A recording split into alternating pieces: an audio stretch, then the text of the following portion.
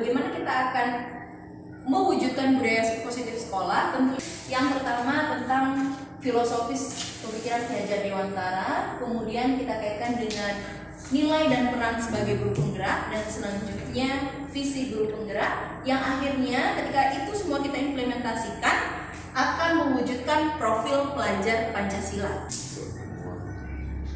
Filosofi Ki Hajar Dewantara. Nah, di sini pemikiran Ki Hajar Dewantara tentang pendidikan. Beliau adalah bapak pendidikan kita. Beliau mengatakan tujuan pendidikan yaitu menuntun segala kodrat yang ada pada anak agar mereka mencapai keselamatan dan kebahagiaan yang setinggi-tingginya, baik sebagai manusia maupun masyarakat. Pendidikan hanya dapat menuntun tumbuh dan hidupnya kekuatan kodrat yang ada pada anak agar dapat memperbaiki lakunya, bukan dasarnya hidup dan tumbuhnya kodrat anak. Nah, jadi kita sebagai guru tidak bisa memaksakan anak itu mau kita buat seperti apa. Karena kalau selama ini kita memiliki paradigma bahwa anak dilahirkan seperti kertas yang kosong, yang kita bebas mau mencoret dan menggambarnya seperti apa, itu ternyata tidak. Anak sudah dilahirkan dengan garis kodratnya. Kita sebagai orang tua dan sebagai pendidik membantu untuk meluruskan dan menegaskan garis yang sudah dimiliki si anak tadi, sehingga dia bisa hidup sesuai dengan kodratnya, kodrat alam maupun kodrat zaman. Yang dimaksud di sini adalah kodrat zaman sesuai dengan perkembangan zaman yang dia hadapi. Jadi kita tidak bisa memaksakan belajar seperti kita zaman dulu, nggak bisa, karena zaman antara anak kita dan diri kita sekarang sudah berbeda. Selanjutnya, sebagai pendidik, kita harus selalu mengingat filosofis Ki Hajar Dewantara, yaitu Engat Sosun Tulodo, Ingmadio Mangunkarso, Tuturi Handayani. Kita di depan selalu memberi teladan. Jadi anak-anak kita akan mencontoh laku kita, sehingga kita harus selalu memberikan teladan yang baik untuk peserta didik kita. Kemudian Ingmadio Mangunkarso, di tengah kita memberikan motivasi. Kemudian Tuturi Handayani, dan kita selalu memberikan dorongan agar tumbuh kembang bakat anak tadi bisa bertumbuh menjadi sesuai dengan kodrat dia. Sebagai calon guru penggerak, di sini ada peran saya sebagai guru penggerak. Yang pertama, memimpin pembelajaran. Nah, memimpin pembelajaran ini sebenarnya bukan tugas saya sendiri, tetapi tugas kita semua sebagai guru. Kemudian, menggerakkan komunitas praktisi. Artinya, saya dituntut untuk menumbuh kembangkan kegiatan-kegiatan praktisi atau kegiatan-kegiatan kolaboratif yang ada baik di sekolah maupun pada komunitas-komunitas yang lain seperti MDMP misalnya. Kemudian menjadi coach bagi guru lain. Saya minta maaf di sini sebelumnya, bukan berarti saya mengajari atau menggurui, tetapi istilahnya karena saya memiliki pemahaman terlebih dahulu, saya belajar terlebih dahulu, dan saya dituntut untuk bersama-sama membimbing agar kita tujuan berpenggerak yang akan dicapai itu bisa terlaksana. Kemudian mendorong kolaborasi antar guru. Bapak Ibu, ketika kita melaksanakan pembelajaran dan ketika kita memiliki visi yang kita ampuh untuk dicapai, maka kita tidak bisa bergerak sendiri. Seorang wali kelas memiliki visi kepada murid-muridnya, maka tidak akan tercapai visi tersebut bila kita tidak berkolaborasi dengan guru lain. Kita yang memiliki ampuan mata pelajaran yang sama bisa berkolaborasi untuk membentuk suatu rancangan pembelajaran yang berpihak kepada murid, sehingga kita bisa diskusikan, bisa kita buat sedemikian rupa sehingga pembelajaran itu terlihat lebih kolaboratif dan inovatif. Kemudian mewujudkan kepemimpinan pada murid. Jadi kita sejak awal sudah harus membentuk murid itu bagaimana mereka bisa berlaku sebagai pemimpin. Paling tidak yang pertama adalah pemimpin dirinya sendiri, mewujudkan menumbuhkan kepribadian mereka berani untuk mengaktualisasikan diri sehingga pada akhirnya nanti mereka memiliki karakter yang kuat dan memiliki karakter yang mandiri, percaya diri, sehingga profil pelajar Pancasila yang kita harapkan dan merdeka belajar yang kita dambakan akan tercapai.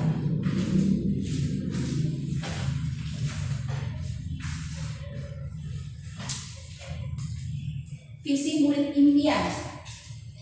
Nah, visi murid impian ini adalah contoh visi saya sebagai guru yang ingin saya capai kepada murid saya. Nah, Bapak Ibu di sini semuanya berhak memiliki mimpi, berhak memiliki visi kepada muridnya masing-masing.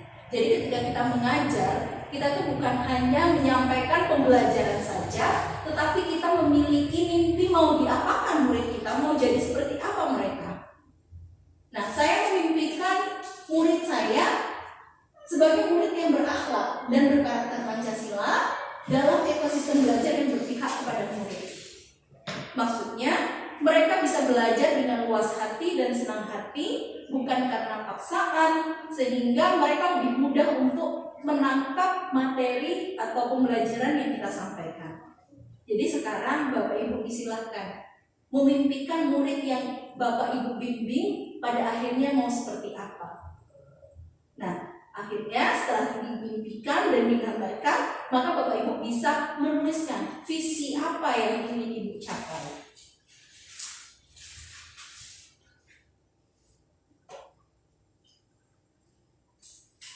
Nah, untuk mencapai visi dari mimpi kita tadi, maka kita akan melaksanakan dengan menerapkan metode inquiry apresiatif. Nah, inquiry apresiatif ini adalah manajemen perubahan dengan pendekatan kolaboratif dengan berbasis kekuatan yang dimiliki. Artinya, kita kadang-kadang menjudge murid ini pemalas, terlambat, nggak pernah mengerjakan tugas. Tapi akhirnya kita harus memilah. Kita pilih salah satu siswa kita tadi, dari siswa yang kita perhatikan tadi, kekuatan positif apa yang dia miliki. Oh, walaupun dia seperti itu tapi sopan. Nah, kita angkat sopannya tadi. Pada dasarnya, anak melakukan sesuatu tindakan negatif pasti mereka memiliki suatu alasan. Jadi, tidak ada istilah hal yang salah kepada mereka. Bukan mereka itu nakal, bukan mereka itu malas, tapi kita harus mengaktualisasikan kekuatan yang ada pada murid kita tadi. Nah, untuk melaksanakan inquiry apresiatif ini, kita menerapkan dengan metode Bagja. Bagja ini diambil dari bahasa Sunda yang artinya bahagia. Artinya pembelajaran yang kita laksanakan harus selalu senang hati. Gak boleh pembelajaran itu yang sifatnya pemaksaan atau akhirnya peserta didik tadi ada keterpaksaan dalam melaksanakan pembelajaran tadi.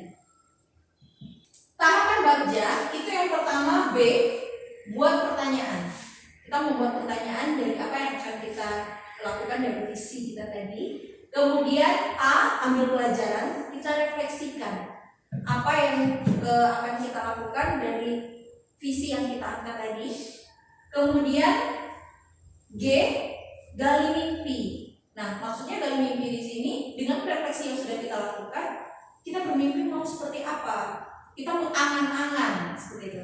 Apa yang akan kita lakukan? Apa yang akan kita laksanakan? Selanjutnya J, jabarkan rencana. Dari mimpi yang sudah kita buat, kita menuliskan rencana-rencana untuk mewujudkan mimpi tadi. Secara otomatis dong, kalau kita sudah punya mimpi, pasti kita akan mencari jalan untuk mewujudkan rencana tadi. Selanjutnya yang terakhir adalah A, atur eksekusi. Nah, strategi apa yang akan kita laksanakan dari rencana-rencana yang sudah kita buat.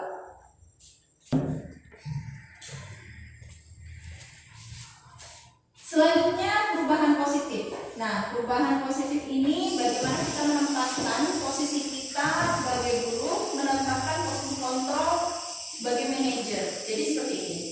Sebelumnya kita dulu melaksanakan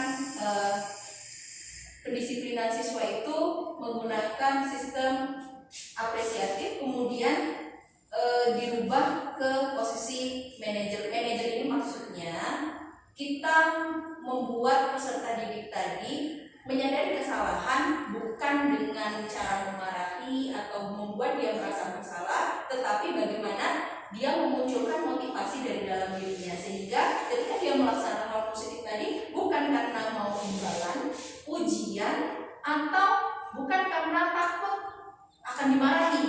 Nah, jadi posisi manajer ini, posisi kontrol sebagai manajer ini akan menumbuhkan motivasi intrinsik pada diri siswa.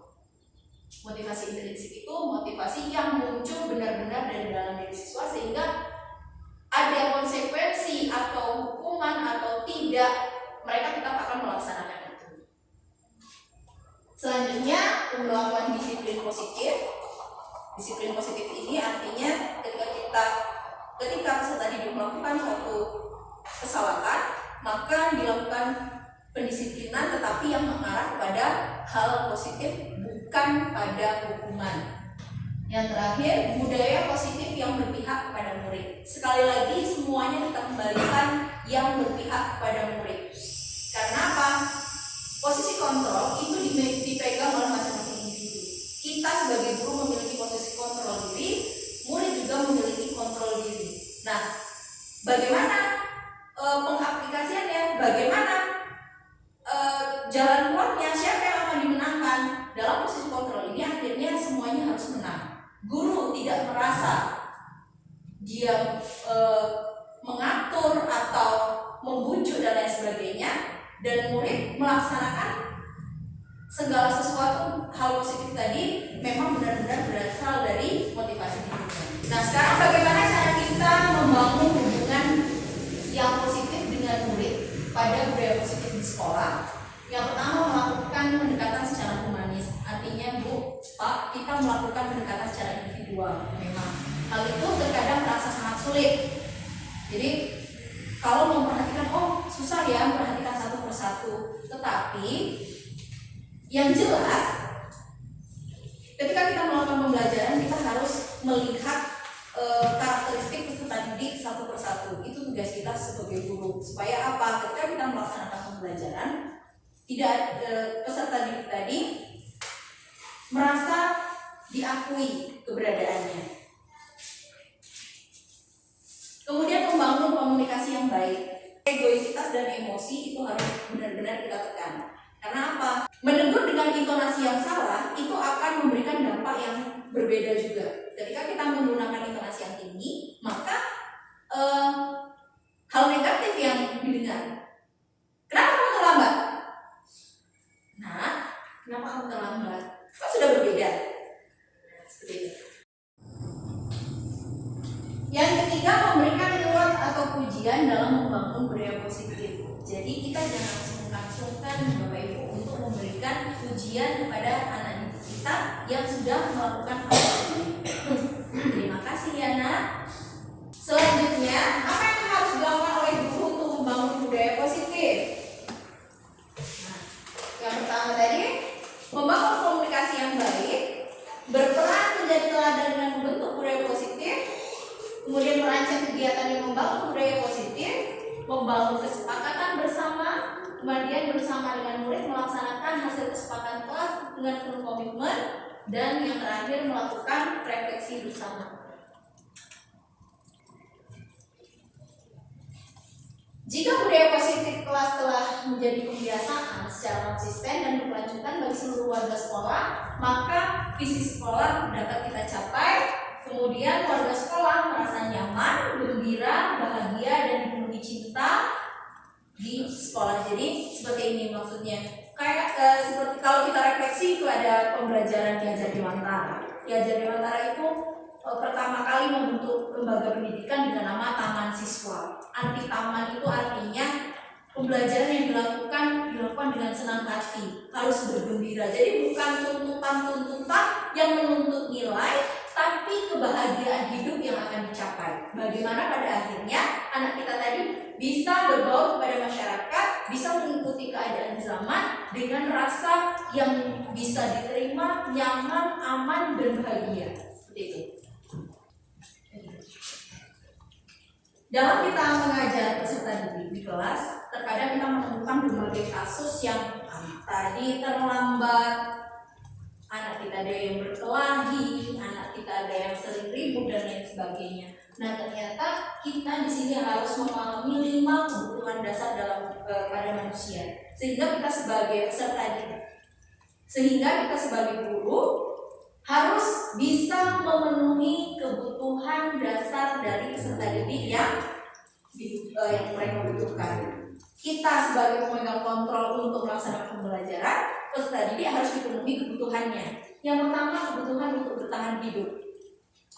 Contoh, di kelas kita, di kelas 83 ini, siapa murid itu?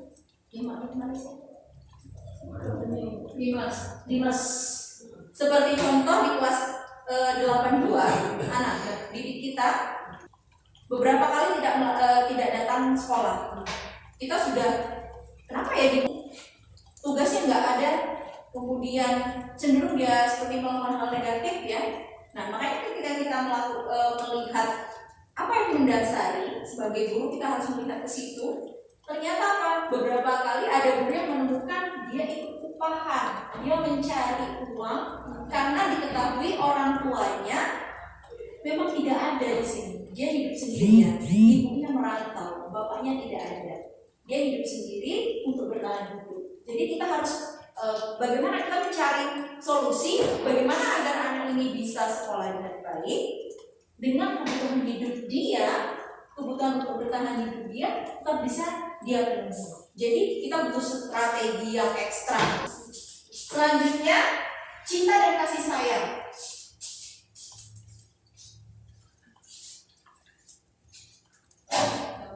Selanjutnya, cinta dan kasih sayang. Ini maksudnya perhatian. Kadang-kadang anak-anak kita kalau sedang ribut di kelas kita ngajar sampai pusing seperti itu, anak-anak ribut terus, ternyata ada kebutuhan yang ingin dicapai oleh si anak tadi. Dia minta perhatian sama kita. Atau dia malas di kelas, tidur-tiduran di kelas. Oh, ternyata dia tidak sedang ingin kita tegur. Karena mungkin perhatian yang dia dapatkan di rumah itu tidak cukup, sehingga dia mencari perhatian ke tempat yang lain. Yang ketiga, kebebasan atau freedom. Jadi terkadang kita peserta didik tadi, murid tadi merasa terkekang dengan model pembelajaran yang kita lakukan. Catat nak, halaman sekian, ulangan. Dia nggak suka dengan seperti itu. Dia pengennya belajarnya yang lebih bebas. Dia pengen hal-hal yang baru. Dia ingin mencoba belajarnya di luar kelas, metodenya yang lain, praktikum, atau apa yang membuat dia biasa mengekspresikan yang dia miliki. Kemudian fun, kesenangan. Nah, dia mencari fun atau kesenangan ini, misalnya dia ingin pembelajaran itu yang kreatif, sehingga imajinatif yang dia miliki itu bisa tersalurkan. Kemudian kekuatan atau power. Kekuatan ini biasanya kalau anak kita sering berkelahi, atau anak kita suka mengganggu orang lain, dia ingin menunjukkan bahwa aku ini mampu, aku ini bisa. Begitu. Atau anak yang ketika kita bertanya, kita ngomong dikit, dia sudah saya bu. Dan biasanya itu anak-anak tersebut merupakan anak yang ingin menunjukkan kemampuan yang dia miliki.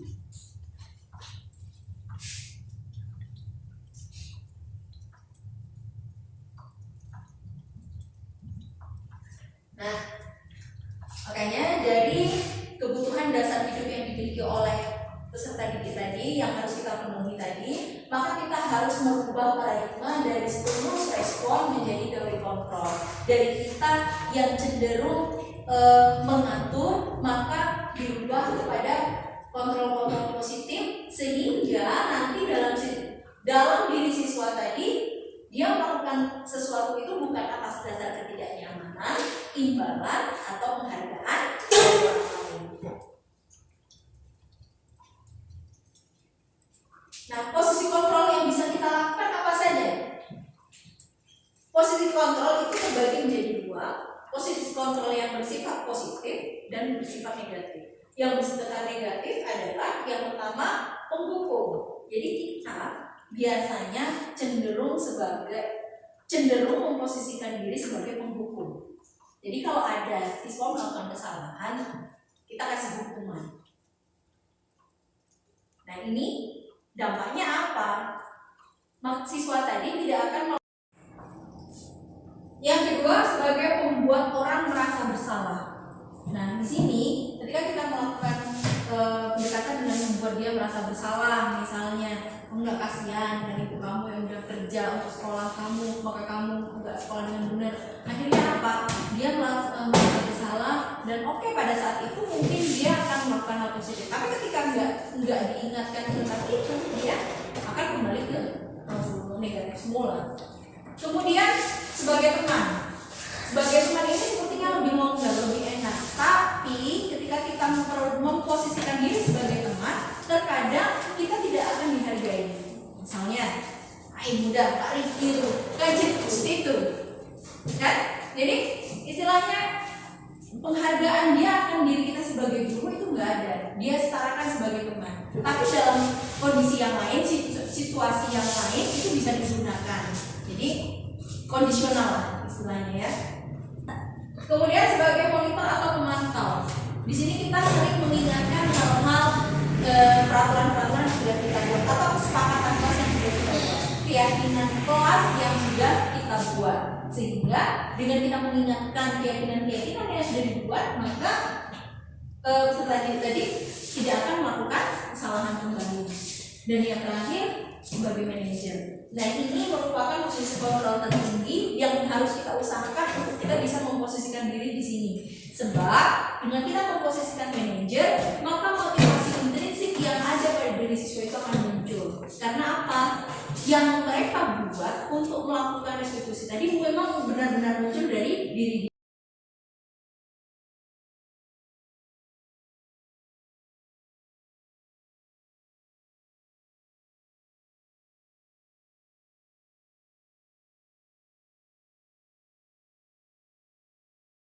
Satu karton satu kelas, jadi nanti keyakinan kelas bisa dipasang dan bisa dijadikan pedoman mereka untuk melaksanakan keyakinan kelas tersebut. Dan untuk guru mata pelajaran masing-masing tadi boleh dicatat oleh guru tersebut, diingatkan ketika melakukan pembelajaran. Jadi lain ya, untuk masing-masing guru pembelajaran boleh melakukan sendiri, kemudian wali kelas wajib untuk ditempel. Kalau pelajaran tidak usah. Itu. Jadi untuk langkah pertama hari Senin kita masuk, wali kelas dimohonkan untuk membuat keyakinan kelas dulu.